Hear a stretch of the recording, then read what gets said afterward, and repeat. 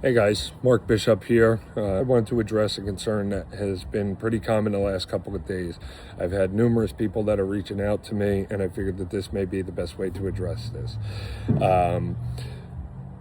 There were some comments made by our opponents, namely Greg Cannon, talking about the schools essentially squandering money on some of the services that we offer. And then to me, and the interpretation and the opinions of some of the people that have brought it to me, it seems like that would insinuate encouraging cutting some of these programs, or at least cutting portions of these programs. I'm not really sure, and I hope that Mr. Cannon will clarify these important points for the people that are concerned.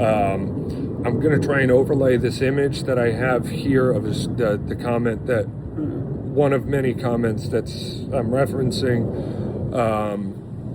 and I'm going to go over a couple of issues that I have with this. So the first part that you see here that's highlighted says, just wanted to point out that our local Board of Education commissioned a study that we all paid for in June of 2017, which told us that there would be 252 new students from new developments in Matawan and Aberdeen.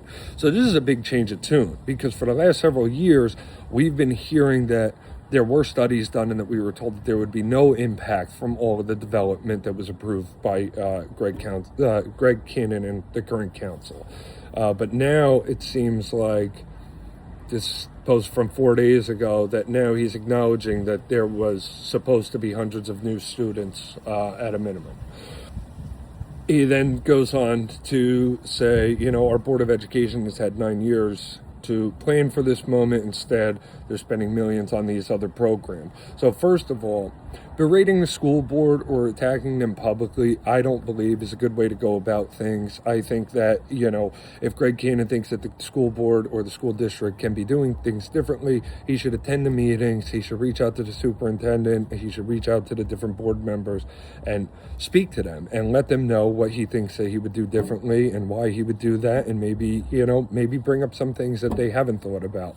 And I don't see any indication that that's been the case. And these election season spats with the school board is not going to encourage any communication. I think it just shuts off communication, and that's not what we need. We need the council and the school board to work together on these issues so that we as a community can see a benefit. The next thing, so they are spending millions of dollars on non-mandated preschool and expanding in-district special education services. So again, in this post, we're acknowledging the influx of students from development, and then we're saying, and the school board knew about this, and then they went and spent the money that they did have on preschool, which, by the way, we get money from the state for offering. And I also think that maybe Mr. Cannon doesn't understand this, but a lot of our residents are working multiple jobs in order to afford their mortgages, their rising taxes, the rising cost of goods, across the board. And, preschool is very expensive. And for the municipality or the school district to offer that and receive money from the state in order to offer that, I think is a good service for the residents that live here. And I personally would not like to see that go away. And then expanding in-district special education services. I really would love some clarification on this, because, I know that Republicans are the ones that are usually accused of looking at cuts. I know that a lot of people have thrown that at us. Republicans, if we elect them, they just want to come in and cut all the services to our students. That's not true. We want the services that our students deserve and that they need, and we want as much money as possible to be able to offer these services. To insinuate that you would like to cut services, for special needs students with disabilities and such, is preposterous. To say that we should cut services for any students is wrong, but then especially to highlight services for our most vulnerable students is appalling. Luckily, both of my children are healthy, and I don't know that any of our children will need these services now, but things can change in an instant. I personally know plenty of people that utilize these services for their children, and it's very helpful for them. I personally have known people growing up that, were horsing around or working on something, fell, hit their head, and,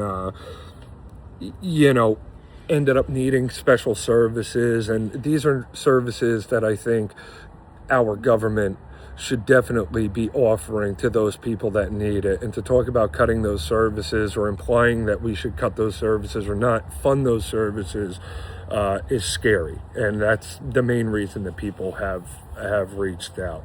And then we move on to say, and now to solve the self-inflicted crisis, we'll have to choose between keeping programs, reorganizing neighborhood schools, or simply raising taxes. This is the same person that when we were just offered, this from the state that the schools could go well above their 2% cap and raise taxes an additional 10%. And our school board bent over backwards to make sure to balance their budget without having to do that. This is the same person, Mr. Cannon, that advocated and said they should just raise the taxes, people can afford it. And I'm here to tell you, no, they cannot. No, they cannot. Maybe you can, maybe I can, maybe there's some people in this town that can, but not everybody can. And we need to look out for those people. That's what this job entails, is looking out for all residents, not just people that are in a better financial situation.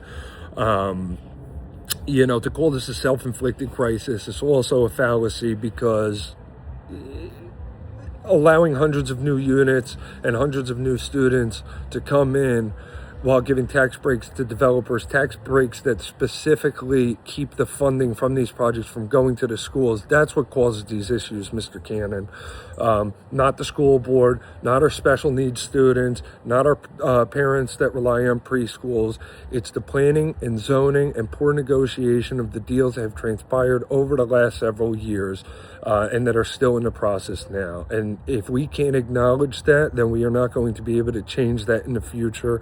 And I can acknowledge that, and that is why we will change these things moving forward. Again, as always, if anybody has any questions, concerns, needs further clarification on anything that we spoke about today, send me a message, reach out. That's what I'm here for. We have election day is on Tuesday, so any which way that you're going to vote, make sure that you get out and vote. Thanks.